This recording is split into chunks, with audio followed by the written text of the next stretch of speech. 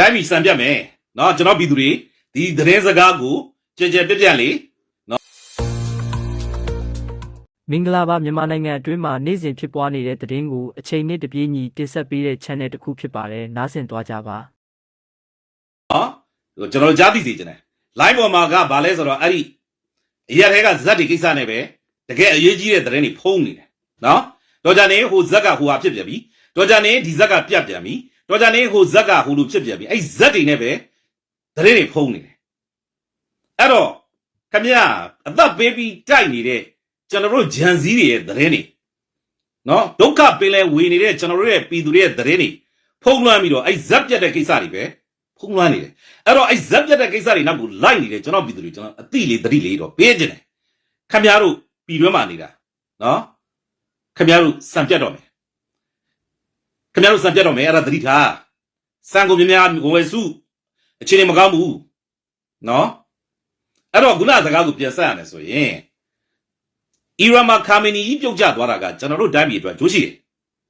ပထမဆုံးကျိုးရှိတာတော့အရှိလေပိုင်းပေါ့ဗျာငင်းငယ်ကြီးပူရမှာပေါ့အရှိလေပိုင်းမှာဗျာ Hezbollah ရှိမလား Muslim Brotherhood ကြည့်မလားနော် Hamas ကြည့်မလား ISIS ကြည့်မလားရှိသမျှနော် Islamic အစွန်းရောက်အကြမ်းဖက်သမားတွေမှန်သမျှကိုထောက်ပံ့နေတာအီရန်အဲ့ခါမီနီအမျိုးသမီးတွေကိုဖိနှိပ်ချုပ်ချယ်နေတာအဲ့ကောင်ခါမီနီနော်ခါမီနီမိန်းကလေးတွေကိုအသက်15နှစ်တရားဝင်လက်ထပ်ခွင့်ရှိတယ်ဆိုပြီးတော့လှုပ်ထားတာကိုမကလေးတွေကငငယ်လေးတွေရှိသေးတယ်အမျိုးသမီးတွေကသူတို့ဘာသူတို့လှလှပပနေခွင့်မရှိ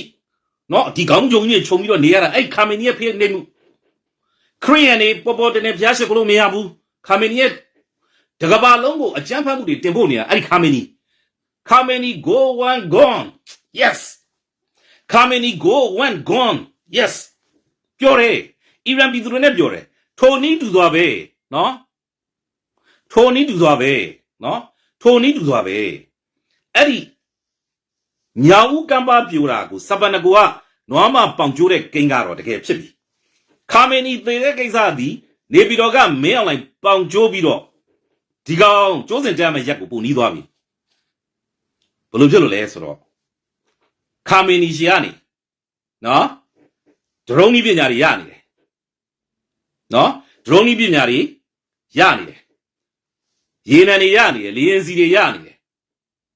ခါမီနီရှီကနေရနေတာနော်လက်နက်တွေရနေတယ်မအားလား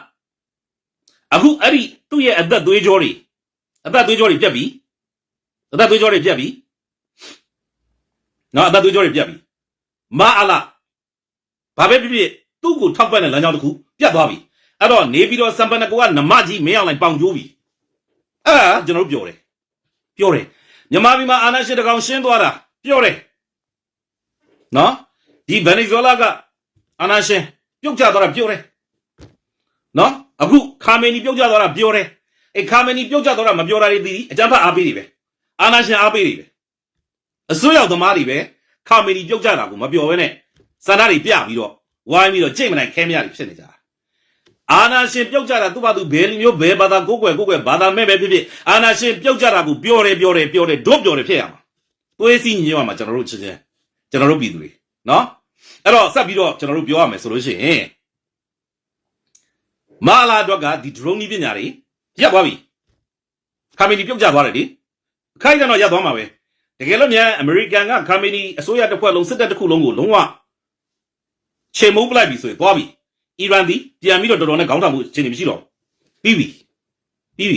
နော်အဲ့ဒါဆိုလို့ရှိရင်မင်းအောင်လိုက်လဲသူ့ရဲ့ live line တစ်ခုပြက်ပြီဒါကပျော်ဖို့ကောင်းတယ်နော်ဒါကပျော်ဖို့ကောင်းတယ်ဒီဟာကိုကျွန်တော်တို့ကဝိုင်းပြီးတော့ထောက်ခံရမှာဖြစ်တယ်အဲ့တော့ဘာပဲဖြစ်ဖြစ်မင်းအောင်လိုက်တော့အိမ်မက်ဇိုးတွေနော်နေပြီးတော့စံပနကိုအရက်မှာနေတဲ့နမကြီးမင်းအောင်လိုက်ပေါင်ကျိုးပြီဗျာအဲ့တော့ကျွန်တော်တို့ကနော်ဒီဒေါ်လာရေးမှာတရားမင်းနဲ့တူတဲ့ဒေါ်နယ်ထရမ့်ကြီးလာပြီးတော့ကူမဲ့ကင်မဲ့အချိန်တော့ကျွန်တော်တို့ကထိုင်ဆောင်နေလို့တော့မရဘူးကျွန်တော်တို့မြန်မာများအားလုံးဒီမဟာဇနကများသာဖြစ်ပြီဆိုတဲ့ထုံးကိုနှလုံးမူပြီးတော့ကျွန်တော်တို့ကတော့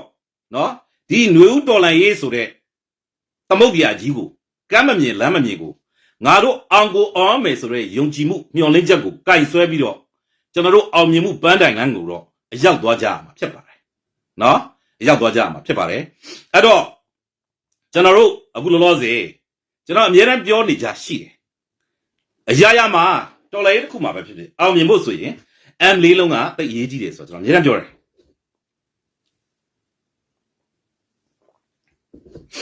M လေးလုံးဆိုတာဘာတွေလဲ mass ရဲ့ media ရဲ့ money ရဲ့ military ရဲ့ DM လေးလုံးဒီဖိုကတော့စံကြီးကဲတော့ကျွန်တော်တို့ကဂျိတ်ဇက်မိမိလောက်ကြရမှာဖြစ်တယ်နော်လောက်ကြရမှာဖြစ်တယ်အဲ့တော့ mass ဆိုတာကတော့လူထုကိုပြောတာအဲ့တော့လူထုရဲ့နိုင်ငံရေးရေချိန်နဲ့ပါဝင်နိုင်မှုစွမ်းပကားနော်အဲ့ဒါအရေးကြီးတယ်ကျွန်တော်တို့တော်လှန်ရေးကြီးအစမှာ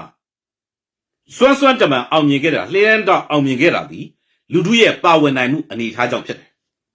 လူထုကနေငွေကြေးတွေနဲ့စပြီးတော့တက်ဆင်ပေးခဲ့လို့ဖြစ်တယ်ဆိုတာကိုကျွန်တော်တို့ပြန်ကြည့်ရင်သိနိုင်တယ်လူထုက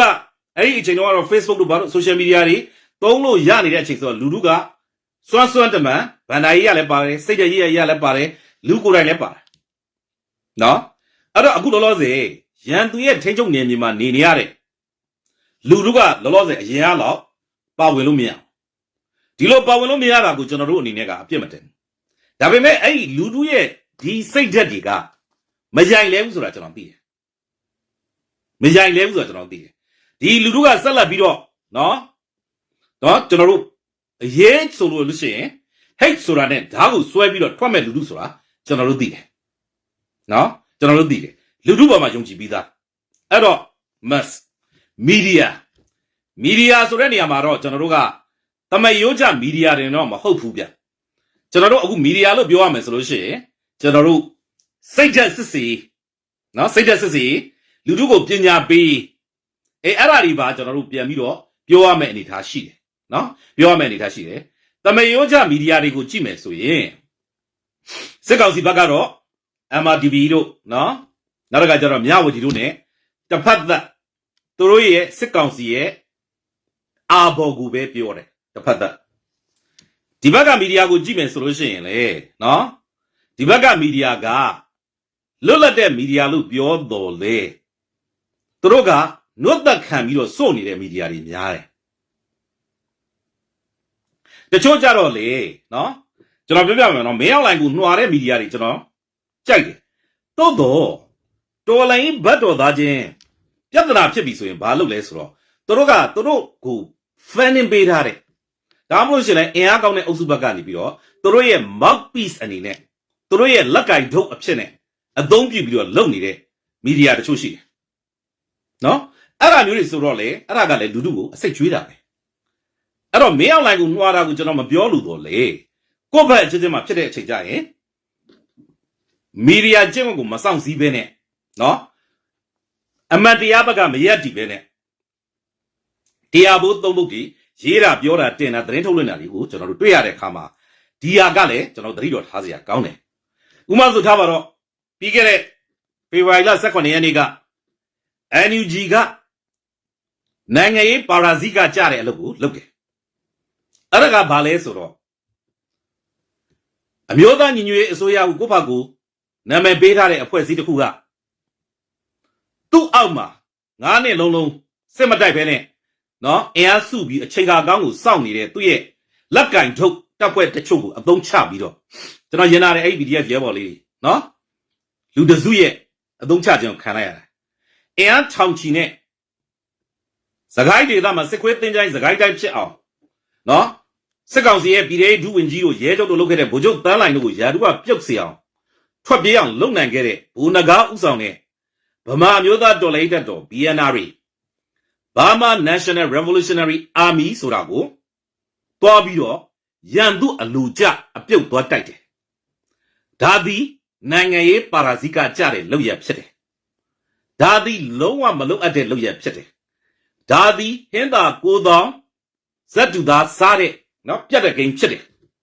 ဇက်တူသားစားတဲ့ဂိမ်းဖြစ်တယ်အဲ့တော့ဒီလိုဖြစ်တဲ့အချိန်မှာအဲ့ဒီနုကြီးရဲ့လက်ကင်ထုတ်မီဒီယာဟုနာမည်ခံထားသောနော် propaganda mouthpiece တွေကဘာလဲဆိုတော့အရှိတရားကိုမရေးဘဲနဲ့နုကြီးရဲ့ဝါဒဖြန့်တာတွေပဲရေးတာကိုတွေ့ရတဲ့အခါမှာကျွန်တော်တို့ပြည်သူတွေကိုသတင်းအမှားတွေနဲ့နော်သ သတင်းအမားတွေနဲ့မှိုင်းတိုက်ပြီးတော့အစိတ်ကျွေးတာကိုကျွန်တော်တွေ့မိတယ်ဒါဒီလဲအလွန်မှားယွင်းတဲ့လုပ်ရဖြစ်တယ်တခါတချို့ကျွန်တော်တို့နော် BBC Burmese တို့နော်ကျွန်တော်တို့ကြည့်တဲ့အခါ RFA တို့နော် Burmese တို့ကြည့်တဲ့အခါဘာကိုတွေ့ရလဲဆိုတော့နော် DVB Burmese တို့ပေါ့ဗျာကျွန်တော်ပြပြမယ်သူတို့ကလည်းနို့ဘက်ခံစို့နေတာကိုကျွန်တော်သွားတွေ့ရတယ်နို့ဘက်ခံဘလို့စို့တယ်လဲဆိုတဲ့အခါကျတော့အဲ့ဒီနေ့မှာနော်နူဂျီကမိမိကိုယ်ကိုအစိုးရအောင်နာမည်ခံထားသော NUG အုပ်စုကတော်လိုင်းဘတ်တော်သားချင်းသွားတိုက်တဲ့အချိန်စစ်ကောင်စီရဲ့ MRTV4 ကနော်ဓာတ်ပုံတစ်ပုဒ်ထုတ်ပြပြီးတော့ဘုံနဂါကစစ်ကောင်စီနဲ့ပူးပေါင်းသွားပါတယ်ဆိုတဲ့နော်အချိန်ကသတင်းထုတ်ပြန်မှုတစ်ခုသူတို့ကလုပ်လိုက်တယ်အဲ့တော့ကျွန်တော်ပြောချင်တာနံပါတ်1အဲ့ဒီဓာတ်ပုံကအစ်စ်လားအတုလားဘယ်သူမှမသိဘူးနော်ဘယ်သူမှမသိဘူးအခုချိန်ကြီးလေဘုံနဂါဘယ်ရောက်နေလဲဘယ်သူမှမသိဘူးအဲ့ဒါကိုမီဒီယာလို့နာမည်ခံထားတဲ့အုပ်စုတွေအကုန်လုံးကဘာရေးသလဲဆိုတော့မြဝတီကပြောခိုင်းတဲ့အတိုင်းလိုက်ပြောတယ်ဘုံနဂါကပေါင်းသွားပြီဘုံနဂါကလက်နဲ့ချသွားပြီဘုံနဂါကအလင်းဝင်သွားပြီဆိုတဲ့ဟာကိုလိုက်ရေးကြတယ်ရေးချိန်ကြီးရေးတော့အဲ့ဒါကြောင့်မလို့နှုတ်သက်ခံဆိုတာလို့ပြောတာအဲ့တော့ခင်ဗျားတို့မီဒီယာဆိုတဲ့နာမည်ကြီးတွေခံပြီးတော့နေမဲ့စားခင်ဗျားတို့လည်းမြဝတီတို့ MRTV တို့ပြောတဲ့ရေးတဲ့အတိုင်းလိုက်ရေးနေမှာတော့ခင်ဗျားတို့မီဒီယာတွေကဘာလုပ်တော့မှာလဲကိုယ်တိုင်သတင်းလိုက်တာလည်းမဟုတ်ဘူးကိုယ်တိုင် investigative journalism နဲ့လုပ်တာလည်းမဟုတ်ဘူးမြဝတီက MRTV4 ကထုတ်တဲ့ဟာကိုကိုယ့်ရှိမှမြန်မြန် post တင်ပြီးတော့သတင်းလုပ်ရေးမဲ့တူတူတော့ဘာလုပ်မှာလဲဟုတ်တယ်ဟုတ်သတင်းဆိုတာကကိုယ်တိုင် source ရအောင်လဲရတာလေဥပမာဆိုလို့ရှိရင် MRTV4 ကမြဝတီကအဲ့ဒီဓာတ်ပုံတစ်ခုကိုတင်ပြလိုက်ပြီဆိုလို့ရှိရင်ဒီသတင်းကမှန်မမှန်ဆိုတာက verify လုပ်ရမယ် clarification လုပ်ရမယ် confirmation လုပ်ရမယ်လိုက်လို့သလားမတွေ့မိယနေ့ချိန်ကြီးမတွေ့မိဒါအပြင်ကိုဘာလဲမြဝတီကနေ MRTV4 ကနေယူရေးတယ်ဆိုရင်လဲမြဝတီက MRTV4 ကဒီလိုပြောလို့ကျွန်တော်ကျမတို့ကဒီလိုရေးပါတယ်ခမညာမှန်မမှန်အတည်ပြုချက်ရယူသေးလို့မရပါခမညာကျွန်တော်တို့ဇော်မင်းထွန်းကိုနော်ဇော်မဲလုံးကိုစက်သွယ်ဖို့ကြိုးစားတယ်ရလားမရလားဒီလိုမျိုးပါဗျာဘုံနဂါကိုစက်သွယ်ဖို့ကြိုးစားတယ်ဒီလိုမျိုးတော့ခင်ဗျားတို့ပါရမယ်မီဒီယာကျင့်ဝတ်ကြိုးစားအထောက်မှုမတွေ့မိနို့သက်ခံစို့စစ်ကောင်စီကချပေးလိုက်တယ်ဒီဘက်က democratic media ပါလို့ပြောတဲ့ဟာတွေအကုန်လုံးကလည်းလိုက်ပြီးတော့အဲ့ဒီစစ်ကောင်စီကပြောတဲ့အတိုင်းပဲဝါဒဖြန့်ချီကိုဆက်လုပ်တယ်အဲ့တော့ကျွန်တော်ဒီ media ကိုကျွန်တော်ပြောနေတယ်ဆိုတာအကြောင်းရှိတယ် mass scale media ရဲ့အဲ့တော့ media ကဏ္ဍမှာစစ်ကောင်စီဘက်ကနော် media ဆိုတဲ့နေရာမှာဝါဒဖြန့်ချီရေးစိုက်ဝါးတွေစစ်ကောင်စီဘက်ကအခုတော်တော်လေးကိုလှုပ်လာနိုင်တဲ့အပြင်ပြီးခဲ့တဲ့ရက်ပိုင်းမှာကျွန်တော်သတင်းတစ်ခုဖတ်လိုက်ရတယ်အဲ့ဒါကဘာလဲဆိုတော့စစ်ကောင်စီကထပ်ပြီးတော့အဖွဲ့တော်ဖတ်လိုက်တယ်နော်လှုပ်လာနိုင်တယ်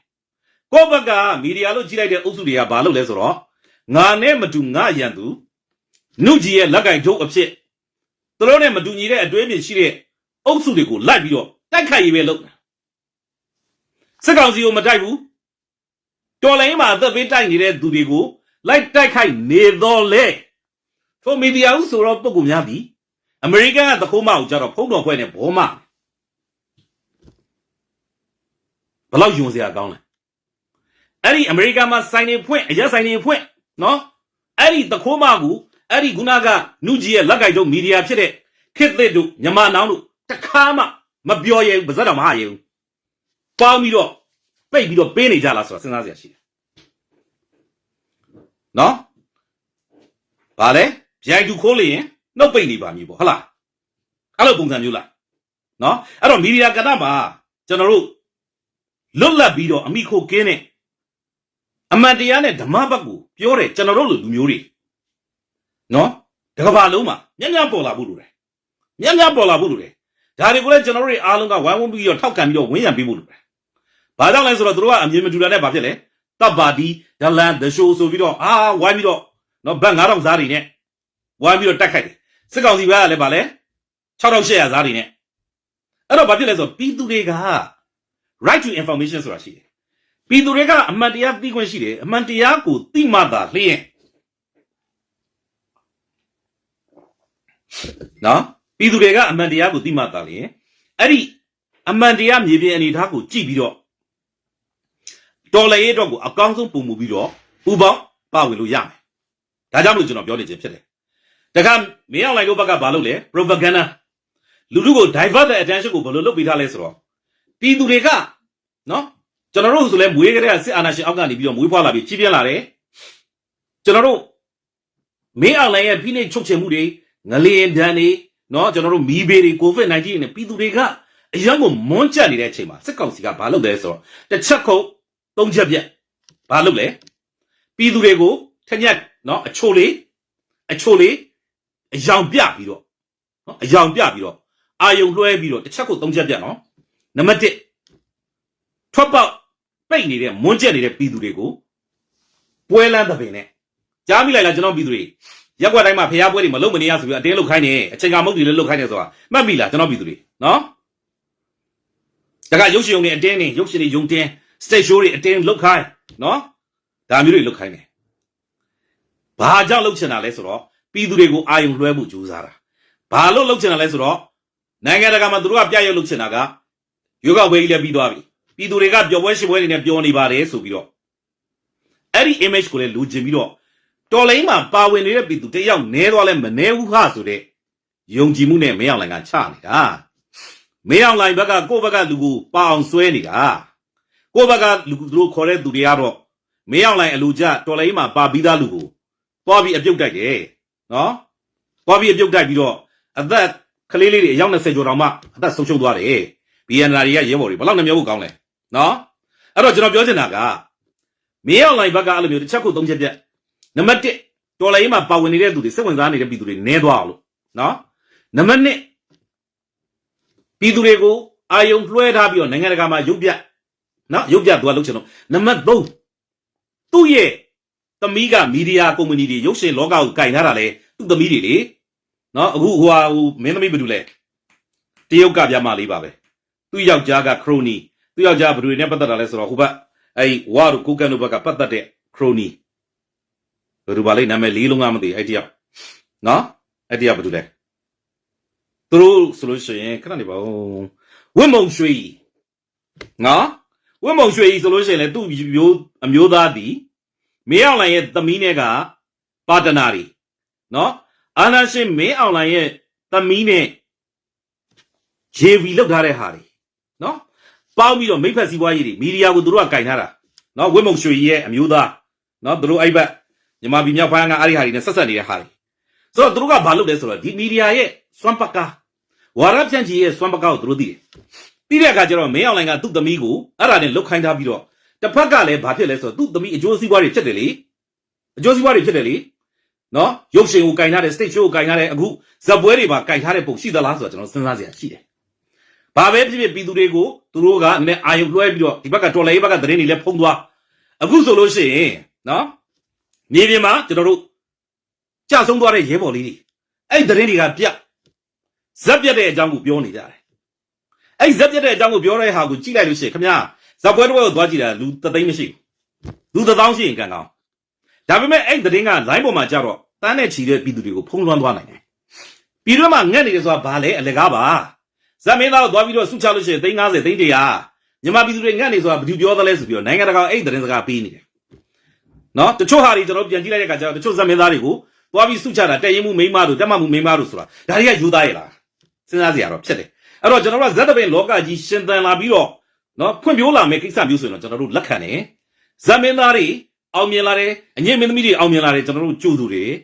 ဇက်ပွဲဆိုတာမျိုးကြီးကတကယ်ကိုဗျာတကယ်ဒီအနောက်တိုင်းတွေမှာလို့နော်အငြိမ့်တပင်ဆိုတာတွေကအနောက်တိုင်းတွေမှာ theoretical အဆင့်ကိုသွားရမယ်ဆိုတာကိုကျွန်တော်လက်ခံတယ်